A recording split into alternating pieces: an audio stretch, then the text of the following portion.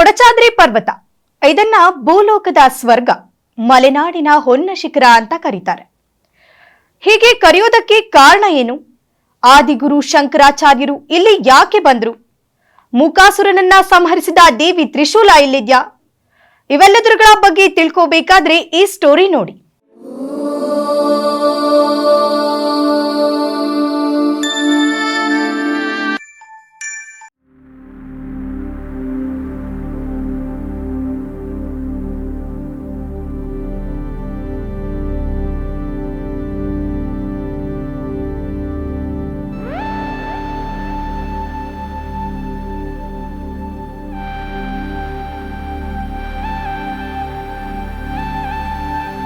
ಹೌದು ವೀಕ್ಷಕರೇ, ಇತಿಹಾಸದ ಪ್ರಕಾರ ಆಂಜನೇಯ ಸ್ವಾಮಿ ಸಂಜೀವಿನಿ ಪರ್ವತವನ್ನ ತನ್ನ ಕೈಯಲ್ಲಿ ಹೊತ್ತು ಗಾಳಿಯಲ್ಲಿ ಸಾಗುವಾಗ ಗಾಳಿಯ ರಭಸಕ್ಕೆ ಪರ್ವತದ ಒಂದು ಸಣ್ಣ ಭಾಗ ಮೇಲಿಂದ ಜಾರಿ ಕೆಳಗೆ ಬೀಳುತ್ತೆ. ಅದುವೇ ನಾವು ನೀವು ಈಗ ನೋಡುತ್ತಿರುವ ಕೊಡಚಾದ್ರಿ ಬೆಟ್ಟ.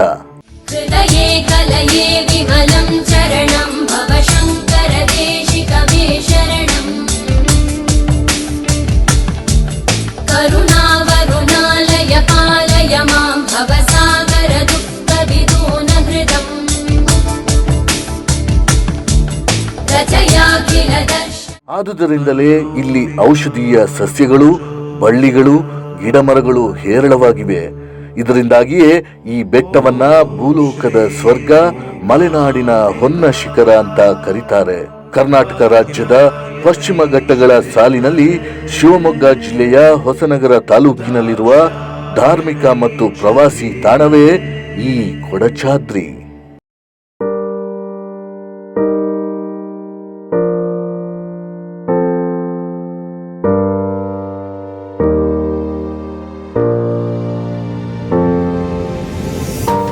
ಪೌರಾಣಿಕ ಮಹತ್ವ ಹೊಂದಿರುವಂತೆಯೇ ನಿಸರ್ಗ ಸೌಂದರ್ಯಕ್ಕೂ ಹೆಸರು ಮಾಡಿದೆ ಈ ಕೊಡಚಾದ್ರಿ ಬೆಟ್ಟ.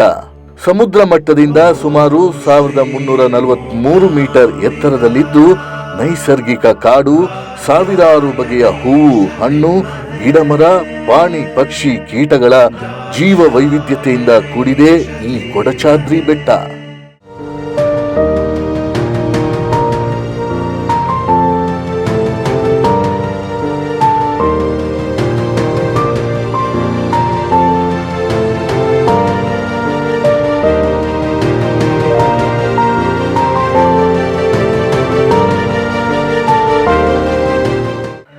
ಈ ಬೆಟ್ಟದಿಂದ ಸೂರ್ಯಾಸ್ತ ಮತ್ತು ಸೂರ್ಯೋದಯವನ್ನ ನೋಡುವುದೇ ಒಂದು ಅದ್ಭುತ ಅನುಭವ.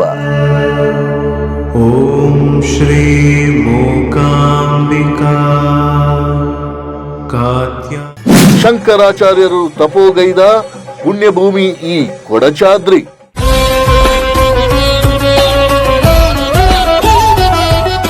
ಆದಿಶಂಕರಾಚಾರ್ಯರು ಕ್ರಿಸ್ತಪೂರ್ವ 6ರಿಂದ 8ನೇ ಶತಮಾನದವರು. ಕೇರಳದ ಕಾಲಡಿಯಲ್ಲಿ ಜನಿಸಿದ ಇವರು ಶಿವಗುರು ಮತ್ತು ಆರ್ಯಾಂಬ ದಂಪತಿಗಳ ಸುಪುತ್ರ. ವೈಶಾಖ ಶುದ್ಧ ಪಂಚಮಿ ದಿನದಂದು ಶಂಕರಾಚಾರ್ಯರ ಜನನವಾಯಿತು. ವಿಶ್ವಕ್ಕೆ ಅದ್ವೈತ ತತ್ವವನ್ನ ಪ್ರತಿಪಾದಿಸಿದ ಆಧ್ಯಾತ್ಮ ಗುರು ಈ ಶಂಕರಾಚಾರ್ಯರು.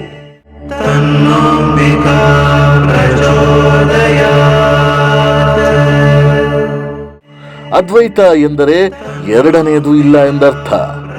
ಇವರು ಗೋವಿಂದ ಭಗವತ್ಪಾದರ ಶಿಷ್ಯ.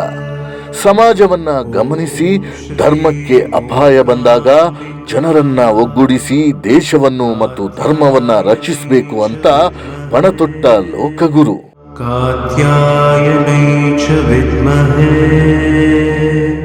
ಭಾರತದ ಧರ್ಮರಕ್ಷಕ ಈ ಶಂಕರಾಚಾರ್ಯರು. ತನ್ನ 32 ವರ್ಷಗಳ ಜೀವಿತಾವಧಿಯಲ್ಲಿ 300ಕ್ಕೂ ಹೆಚ್ಚು ಕೃತಿಗಳನ್ನು ರಚಿಸಿದ ಈ ಮಹಾಗುರು ದೇಶಾದ್ಯಂತ ಪರ್ಯಟನೆ ಮಾಡಿ ಹಲವಾರು ಕ್ಷೇತ್ರಗಳನ್ನ ಸ್ಥಾಪಿಸುವುದರ ಜೊತೆಗೆ ಮೌಢ್ಯಗಳ ವಿರುದ್ಧ ಜಾಗೃತಿಯನ್ನ ಮೂಡಿಸಿದ್ರು. ಬಾಲ್ಯದಲ್ಲೇ ಸನ್ಯಾಸ ದೀಕ್ಷೆ ಪಡೆದ ಇವರು ಜಾತಿ ಪದ್ಧತಿಯನ್ನ ಮೀರಿ ಪ್ರತಿಯೊಬ್ಬರೂ ಬ್ರಹ್ಮಸ್ವರೂಪವೇ ಅನ್ನೋ ಪ್ರಬಲವಾದವನ್ನ ಪ್ರತಿಪಾದಿಸಿದವರು. ಬಲಿ ಪದ್ಧತಿ ನಿರ್ಮೂಲನೆ ಮಾಡುವ ಪ್ರಯತ್ನ ಮಾಡಿದ್ರು. ಧರ್ಮ ದಾರಿ ತಪ್ಪದ ಹಾಗೆ ನೋಡಿಕೊಂಡ್ರು. ಇದಕ್ಕಾಗಿಯೇ ಇವರು ದೇಶದ 4 ಕಡೆಗಳಲ್ಲಿ ಶೃಂಗೇರಿ, ಬದರಿ, ದ್ವಾರಕ ಮತ್ತು ಪುರಿಯಲ್ಲಿ ಧರ್ಮಪೀಠಗಳನ್ನ ಸ್ಥಾಪಿಸಿದ್ದಾರೆ. ಇಂದಿಗೂ ಈ ಪೀಠಗಳು ವಿಶ್ವಪ್ರಸಿದ್ಧ ಕ್ಷೇತ್ರಗಳಾಗಿವೆ. ಇಂತಹ ಶಂಕರಾಚಾರ್ಯರು ಕೊಲ್ಲೂರಿನಲ್ಲಿ ಶ್ರೀಚಕ್ರ ಪೀಠ ಸ್ಥಾಪನೆ ಮಾಡಿರುವುದು ಮತ್ತೊಂದು ವಿಶೇಷ. ಇಂತಹ ಅದ್ಭುತ ಧರ್ಮರಕ್ಷಕ ಕೇವಲ ತನ್ನ 32ನೇ ವಯಸ್ಸಿನಲ್ಲಿ ಕೇದಾರನಾಥದಲ್ಲಿ ಅದೃಶ್ಯರಾದ್ರು.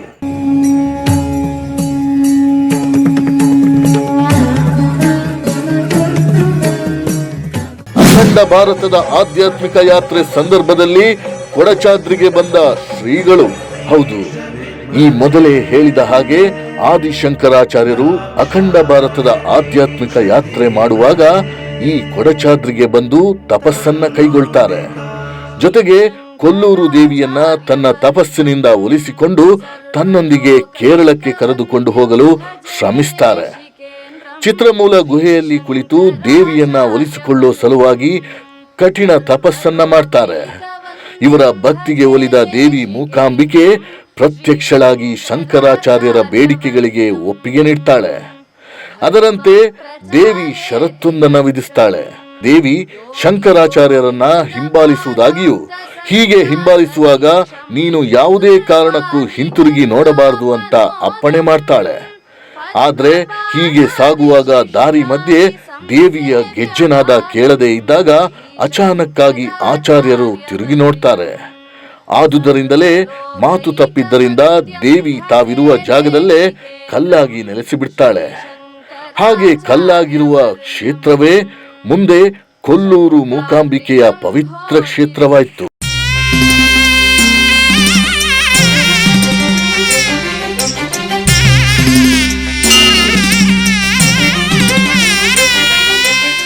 ಶಂಕರಾಚಾರ್ಯರು ಭೇಟಿ ನೀಡಿದ್ದಾರೆ ಎನ್ನುವ ಸಾಕ್ಷಿಗಳಿಗೆ ಪೂರಕವೆಂಬಂತೆ ಇಲ್ಲಿ ಸರ್ವಜ್ಞ ಪೀಠ ಇದೆ. ಇದನ್ನ ಶಂಕರಾಚಾರ್ಯರೇ ಸ್ಥಾಪಿಸಿದ್ದಾರೆ.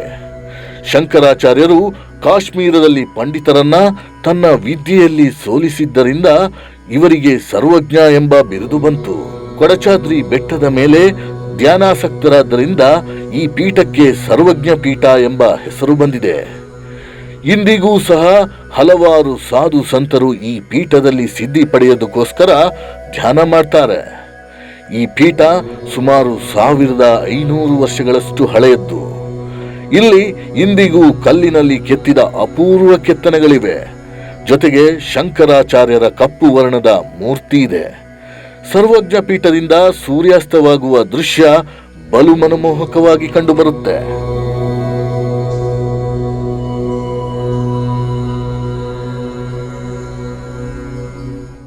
ಸೌಪರ್ಣಿಕಾ ನದಿಯ ಉಗಮ ಸ್ಥಾನ ಈ ಚಿತ್ರಮೂಲ ಗುಹೆ. ಸರ್ವಜ್ಞ ಪೀಠದಿಂದ ಸ್ವಲ್ಪ ಮುಂದೆ ಸಾಗಿ ಕಡಿದಾದ ಬೆಟ್ಟವನ್ನ ಇಳಿದ್ರೆ ಚಿತ್ರಮೂಲ ಎಂಬ ಗುಹೆ ಸಿಗುತ್ತೆ.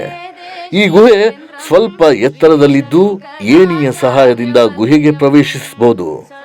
ಇದೇ ಚಿತ್ರಮೂಲ ಗುಹೆ ಸೌಪರ್ಣಿಕಾ ನದಿಯ ಉಗಮ ಸ್ಥಾನ. ಇಲ್ಲಿಂದ ಉಗಮವಾಗುವ ಸೌಪರ್ಣಿಕಾ ನದಿ ಬಂಡೆಯೊಂದರ ಮೇಲಿಂದ ಹನಿ ಹನಿಯಾಗಿ ಕೆಳಗೆ ಹರಿದು ಮುಂದೆ ಸಾಗುತ್ತೆ. ಇದೇ ಗುಹೆಯಲ್ಲಿ ಕೋಲ ಮಹರ್ಷಿಗಳು ಶಿವನನ್ನ ಒಲಿಸಿಕೊಳ್ಳುವ ಸಲುವಾಗಿ ಘೋರ ತಪಸ್ಸನ್ನ ಆಚರಿಸಿದ್ರು. ಪರಶಿವ ಕೋಲ ಮಹರ್ಷಿಯ ತಪಸ್ಸಿಗೆ ಮೆಚ್ಚಿ ವರವನ್ನ ನೀಡಿದ್ದು ಸಹ ಇದೇ ಗುಹೆಯಲ್ಲಿ. ಹಾಗಾಗಿ ಈ ಗುಹೆಯಲ್ಲಿ ಈಗಲೂ ಕಪ್ಪು ವರ್ಣದ ಶಿವಲಿಂಗವಿದೆ. ಮೂಕಾಸುರ ಎಂಬ ರಕ್ಕಸ ತಪಸ್ಸು ಮಾಡಿರುವ ಗಣಪತಿ ಗುಹೆ. ಹೌದು ವೀಕ್ಷಕರೇ, ಚಿತ್ರಮೂಲಕ್ಕೆ ತೆರಳುವ ಮಾರ್ಗ ಮಧ್ಯದಲ್ಲಿ ಗಣಪತಿ ಗುಹೆ ಎಂಬ ಮತ್ತೊಂದು ಧಾರ್ಮಿಕ ತಾಣ ದೊರೆಯುತ್ತೆ. ಈ ಗಣಪತಿ ಗುಹೆಯಲ್ಲಿ 2 ಸುರಂಗಗಳಿದ್ದು, ಒಂದು ಸುರಂಗ ಕೊಲ್ಲೂರು ಮೂಕಾಂಬಿಕೆಯ ದೇವಾಲಯಕ್ಕೂ ಮತ್ತೊಂದು ಚಿತ್ರಮೂಲ ಗುಹೆಗೂ ಸಂಪರ್ಕ ಕಲ್ಪಿಸುತ್ತೆ ಎನ್ನುವ ಐತಿಹ್ಯ ಇದೆ. ಇದೇ ಗುಹೆಯಲ್ಲಿ ಮೂಕಾಸುರ ಎಂಬ ರಕ್ಕಸ ಬ್ರಹ್ಮನಿಂದ ವರ ಪಡೆಯುವ ಸಲುವಾಗಿ ಕಠಿಣ ತಪಸ್ಸನ್ನ ಆಚರಿಸ್ತಾನೆ. ಮೂಕಾಸುರನ ತಪಸ್ಸಿಗೆ ಒಲಿದ ಬ್ರಹ್ಮದೇವರು ಪ್ರತ್ಯಕ್ಷನಾಗಿ ತನ್ನ ಕಮಂಡಲದಿಂದ ನೀರನ್ನು ತೆಗೆದು ಮೂಕಾಸುರನ ಮುಖದ ಮೇಲೆ ಚಿಮುಕಿಸ್ತಾರೆ. ಆಗ ರಕ್ಕಸ ಎಚ್ಚರಗೊಂಡು ಬ್ರಹ್ಮದೇವರ ಕಮಂಡಲದ ನೀರನ್ನೆಲ್ಲ ಕುಡಿದು ಬಿಡ್ತಾನೆ. ಹಾಗೆ ನೀರು ಕುಡಿಯುವಾಗ ಹೆಚ್ಚಾಗಿ ಹೊರಗೆ ಹರಿದ ನೀರು ಗಣಪತಿ ಗುಹೆಯ ಸುರಂಗದಿಂದ ಚಿತ್ರಮೂಲ ಗುಹೆಗೆ ಸಾಗಿ ನದಿಯಾಗಿ ಉದ್ಭವಿಸುತ್ತೆ. ಇದೇ ಈ ಸೌಪರ್ಣಿಕಾ ನದಿ.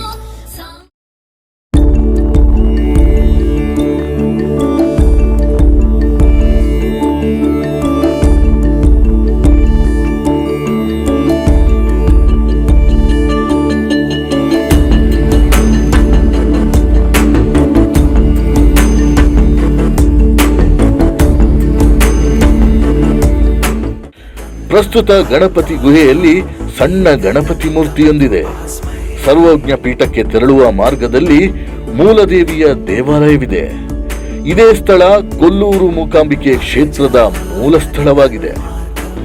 ಇದೇ ಸ್ಥಳದಲ್ಲಿ ಮೂಕಾಂಬಿಕೆಯು ಮೂಕಾಸುರನನ್ನ ಸಿಂಹದ ಮೇಲೆ ಆಗಮಿಸಿ ವಧಿಸಿರುವುದು ಎನ್ನಲಾಗಿದೆ. ಕ್ರಿಸ್ತಶಕ 7ನೇ ಶತಮಾನದಲ್ಲಿ ಶ್ರೀ ಆದಿಗುರು ಶಂಕರಾಚಾರ್ಯರು ಇಲ್ಲಿದ್ದ ಮೂಲ ಮೂಕಾಂಬಿಕೆಯ ಮೂರ್ತಿಯನ್ನ ಪರ್ವತದ ತಳದಲ್ಲಿರುವ ಕೊಲ್ಲೂರಿನಲ್ಲಿ ಪ್ರತಿಷ್ಠಾಪಿಸಿದರು ಎಂಬುದಾಗಿ ಸ್ಥಳ ಪುರಾಣ ಹೇಳುತ್ತೆ. ಕೊಲ್ಲೂರು ತಾಯಿ ಮೂಕಾಂಬಿಕೆ ಮೂಲ ಸ್ಥಾನ ಇದೆ. ಸಪ್ತ ಋಷಿಗಳು ಪ್ರತಿಷ್ಠೆ ಮಾಡ್ತಾರೆ ಹಿಮಾಲಯದಲ್ಲಿ. ಚಂದನಗಿರಿ ಅಂತ ಅಲ್ಲಿ ಒಂದು ಯುಗ ಅಲ್ಲೇ ಇರ್ತದೆ ಹಿಮಾಲಯದಲ್ಲಿ. 2ನೇ ಯುಗದಲ್ಲಿ ಪರ್ವತ ಇಲ್ಲಿ ಬರುತ್ತೆ ರಾಮರಾವಣ ಯುದ್ಧ ಕಾಲದಲ್ಲಿ ಅಂತ. 3ನೇ ಯುಗದಲ್ಲಿ ಮೂಕಾಸುರನ ವಧೆಗೆ ಕೋಲ ಮಹರ್ಷಿಯರಿಗೆ ಬಂದು ಸ್ತುತಿ ಮಾಡ್ತಾರೆ. ಕಲಿಯುಗದಲ್ಲಿ ಆಚಾರ್ಯ ಶಂಕರ ಸಹ ಇಲ್ಲಿ ಬಂದು ದೇವಿ ಸ್ತುತಿ ಮಾಡಿ ಸಾಕ್ಷಾತ್ಕಾರ ಮಾಡಿದ್ರು ಅಂತ ಇದ್ದಾರೆ. ಶಂಕರಾಚಾರ್ಯರು ಬಂದು ತುಂಬಾ ವರ್ಷ ಆಯ್ತು, ಅಲ್ಲಿಗೆ 1000 ಮೇಲೆ ವರ್ಷ ಆಯ್ತು, ವರ್ಷಗಳಾಯ್ತು. ಅದಕ್ಕಿಂತ ಮುಂಚೆ ಇಲ್ಲಿರುವಂತದ್ದು. ಅದೇ 2ನೇ ಯುಗದಲ್ಲಿ ಸಪ್ತ ಋಷಿಗಳು ಹಿಮಾಲಯದಲ್ಲಿ ಪ್ರತಿಷ್ಠೆ ಮಾಡ್ತಾರೆ, ಲೋಕಕ್ಷೇಮಕ್ಕೋಸ್ಕರ ಅವರು ಪ್ರಾರ್ಥನೆ ಮಾಡ್ತಾರೆ. 2ನೇ ಯುಗದಲ್ಲಿ ರಾಮಾದಿಗಳ ರಾವಣಾದಿಗಳ ವಧೆಗೋಸ್ಕರ ಸಂಜೀವಿನಿಗೋಸ್ಕರ ಪ್ರಾರ್ಥನೆ ಮಾಡ್ತಾರೆ. 3ನೇ ಯುಗದಲ್ಲಿ ಮೂಕಾಸುರನ ವಧೆಗೆ ಕೋಲ ಮಹರ್ಷಿಯವರು ಸ್ತುತಿ ಮಾಡಿದ್ರು ಅಂತ. ಕಲಿಯುಗದಲ್ಲಿ ಶಂಕರಾಚಾರ್ಯ ವಿದ್ಯೆ ಬುದ್ಧಿ ಮತ್ತೆ ಸರ್ವೈಶ್ವರ್ಯಕ್ಕೆ ಸ್ತುತಿ ಮಾಡಿದ್ರು ಅಂತ ಇತಿಹಾಸ. ಈ ಬೆಟ್ಟದಲ್ಲಿರುವಂತಹ 64 ತೀರ್ಥಗಳು ಸಹ ಕೊಲ್ಲೂರಿನಲ್ಲಿ ಸೌಪರ್ಣಿಕೆಯಾಗಿ ಹರಿತದೆ. ಇಲ್ಲಿರುವಂತಹ ದೇವಿ ಅಲ್ಲಿ ಮೂಕಾಂಬಿಕಾ ಸ್ವರೂಪದಲ್ಲಿ, ಅಲ್ಲಿ ತೀರ್ಥ ಮತ್ತೆ ಕ್ಷೇತ್ರ, ತೀರ್ಥ ಇಲ್ಲದ ಕ್ಷೇತ್ರ ಆಗುದಿಲ್ಲಲ್ಲ. ಹಾಗೆ ಇದು ಬಂದು ಮಧ್ಯಭಾಗ, ಇದು ಮುಖ್ಯ ದೇವಸ್ಥಾನ ಆಗಿ ಬರ್ತದೆ ಕೊಡಚಾದ್ರಿ ಬೆಟ್ಟದಲ್ಲಿ. ಮತ್ತೆಲ್ಲ ಪರಿವಾರ ಗಣಗಳೆಲ್ಲ ಇದೆ ಇಲ್ಲಿ. ಆಯ್ತು, ಬೇರೆ ಶಂಕರ ಪೀಠ ಅಂತ ಇದೆ, ಚಿತ್ರಮೂಲ ತೀರ್ಥ ಅಂತ ಇದೆ, ಗುಹಾ ಗಣಪತಿ ಅಂತ ಇದೆ, ಇತ್ಯಾದಿಗಳೆಲ್ಲ ಇದೆ. ಈಗ ನಾವಿರುವಂತದ್ದು ಇದು ಮೂಲ ಸನ್ನಿಧಾನ. ಇದು ಪಾರ್ವತಿ ಮತ್ತೆ ಈಶ್ವರರು ಒಟ್ಟಿಗೆ ಇರುವಂತದ್ದು, ಸಸಾಂಬಾಲಯ ಅಂತ ಹೇಳ್ತಾರೆ. ಇದಕ್ಕೆ ಶಿವಶಕ್ತಿ ಐಕ್ಯ ಸ್ವರೂಪಿಣಿಯಾದಂತ ಇರುವಂತಹ ದೇವಿ ಇಲ್ಲಿ. ಗಣಪತಿ, ಈಶ್ವರ ಮತ್ತೆ ಪಾರ್ವತಿ 3 ಇರುವಂತದ್ದು ಇಲ್ಲಿಯ ವಿಶೇಷತೆ. ವಿಸ್ಮಯಗಳಿಂದ ಕೂಡಿದೆ ಈ ದೇವಿ ತ್ರಿಶೂಲ. ಈ ಮೂಲ ಮೂಕಾಂಬಿಕೆಯ ದೇವಾಲಯದ ಬಳಿ ಸುಮಾರು 32 ಅಡಿ ಉದ್ದ, 3 ರಿಂದ 4 ಇಂಚು ಅಗಲವಾಗಿರುವ ಕಂಬ ಹೊಂದಿದೆ. ಇದಕ್ಕೆ ಸುಮಾರು 2400 ವರ್ಷದ ಇತಿಹಾಸ ಇದ್ದು, ಮೂಕಾಸುರನನ್ನು ವಧಿಸಲು ಉಪಯೋಗಿಸಿರುವ ತ್ರಿಶೂಲ ಎಂದು ಹೇಳಲಾಗುತ್ತೆ. ತ್ರಿಶೂಲದ ಮುಂಭಾಗ ಮಣ್ಣಿನ ಅಡಿಯಲ್ಲಿದ್ದು, ಹೊರಗಡೆ ಕಂಬ ಚಾಚಿಕೊಂಡಂತೆ ಇದು ಕಾಣುತ್ತೆ. ಕರ್ನಾಟಕದಲ್ಲಿ ಅತಿ ಹೆಚ್ಚು ಮಳೆಯಾಗುವ ಪ್ರದೇಶಗಳಲ್ಲಿ ಕೊಡಚಾದ್ರಿಯೂ ಒಂದು. ಹಾಗಾಗಿ ಸಹಸ್ರಾರು ವರ್ಷಗಳಿಂದ ಈ ಕಂಬ ಮಳೆ ಮತ್ತು ಗಾಳಿಗೆ ಒಗ್ಗಿಕೊಂಡರೂ ಸಹ ಇಲ್ಲಿಯವರೆಗೆ ಒಂದು ಚೂರು ತುಕ್ಕು ಹಿಡಿದಿಲ್ಲ. ಇದು ವಿಜ್ಞಾನ ಲೋಕಕ್ಕೆ ಒಂದು ಸವಾಲೇ ಸರಿ. ಅರ್ಚಕರು ಹೇಳುವ ಪ್ರಕಾರ ಕಳೆದ 3 ವರ್ಷದ ಹಿಂದೆ ಕರ್ನಾಟಕ ಮತ್ತು ದೇಶದ ವಿಜ್ಞಾನಿಗಳ ತಂಡ ಈ ತ್ರಿಶೂಲವಿರುವ ಸ್ಥಳಕ್ಕೆ ಭೇಟಿ ಕೊಟ್ಟು ಮೆಟ್ಟಿಲು ಹಾಕಿ ಪರಿಶೀಲನೆ ಮಾಡಿದ್ರೂ ಸಹ ಅವರಿಗೆ ಇದು ಯಾವ ಲೋಹದಿಂದ ತಯಾರಾಗಿದೆ ಅಂತ ಪತ್ತೆ ಹಚ್ಚೋದಕ್ಕೆ ಸಾಧ್ಯವಾಗಿಲ್ಲ. ಸತತ ಪ್ರಯತ್ನದ ನಂತರ ವಿಜ್ಞಾನಿಗಳ ತಂಡ ಬರೀ ಕೈಯಲ್ಲಿ ಹಿಂತಿರುಗಿತ್ತಂತೆ. 3 ವರ್ಷದ ಹಿಂದೆ ಸೈಂಟಿಸ್ಟ್ ಎಲ್ಲ ಬಂದಿದ್ರು, ಕರ್ನಾಟಕ ಮತ್ತೆ ಎಲ್ಲ ದೇಶದವರು. ಒಂದು ಇದು ಯಾವ್ದು ಲೋಹ ಅಂತ ಹೇಳಿ ಕಂಡುಹಿಡಿಬೇಕು ಅಂತ ಮೆಟ್ಲೆಲ್ಲ ಹಾಕಿದ್ರು. ಹಾಕಿ 3 ದಿನ ಚೆಕ್ ಮಾಡಿದ್ರು. 3 ದಿನ ಚೆಕ್ ಮಾಡಿದ್ರೆ ಯಾವ ಲೋಹ ಅಂತ ಗೊತ್ತಾಗಿಲ್ಲ. ಕೊನೆಗೆ ಒಂದಿನ ಆನೆ ಬಂದು ಮಧ್ಯಾಹ್ನ ಕಾಣಿಸ್ಕೊಂಡ್ರು. ಅವತ್ತೆಲ್ಲ ಬಿಟ್ಟು ಕೇರಳ, ತಮಿಳುನಾಡು ಸೇರಿದಂತೆ ವಿವಿಧ ರಾಜ್ಯಗಳ ಯಾತ್ರಾರ್ಥಿಗಳು ಈ ದೇಗುಲಕ್ಕೆ ಭೇಟಿ ನೀಡ್ತಾರೆ. ಇಲ್ಲಿರುವ ಎಲ್ಲ ಗುಹೆಗಳ ದರ್ಶನ ಮಾಡಿದ್ರೆ ಮಾತ್ರ ಯಾತ್ರೆ ಸಂಪೂರ್ಣವಾಗುತ್ತೆ ಅನ್ನುವ ಪ್ರತೀತಿ ಇದೆ.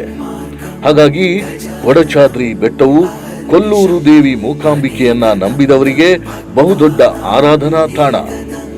ಇನ್ನು ಕೊಡಚಾದ್ರಿ ಬೆಟ್ಟ ಪ್ರಸಿದ್ಧ ಟ್ರೆಕ್ಕಿಂಗ್ ತಾಣವೂ ಹೌದು. ಕೊಲ್ಲೂರಿನಿಂದ ಕೊಡಚಾದ್ರಿಗೆ 40 ಕಿಲೋಮೀಟರ್ ದೂರವಿದ್ದು, ರಸ್ತೆಯ ಮೂಲಕ ತೆರಳಲು ಸುಮಾರು 1.5 ತಾಸು ಹಿಡಿಯುತ್ತೆ. ಜೀಪ್ಗಳು ಸಹ ಬಾಡಿಗೆ ಸಿಗುವುದರಿಂದ ಪ್ರಯಾಣ ಇನ್ನೂ ಸುಲಭ. ಜೀಪ್ಗಳು ಮೂಲ ದೇವಸ್ಥಾನದವರೆಗೆ ಹೋಗುತ್ತವೆ. ಅಲ್ಲಿಂದ ಕೊಡಚಾದ್ರಿ ಬೆಟ್ಟಕ್ಕೆ ಕಾಲ್ನಡಿಗೆ ಮುಖಾಂತರವೇ ತೆರಳಬೇಕಾಗುತ್ತೆ.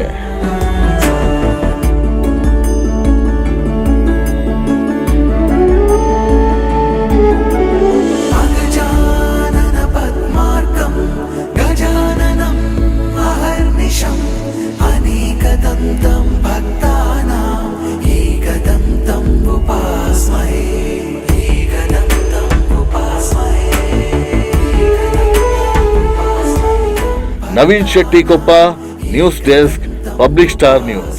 ಇದೇ ಹೊತ್ತಿನ ವಿಶೇಷ ಕೊಡಚಾದ್ರಿ ಮಹಿಮೆ.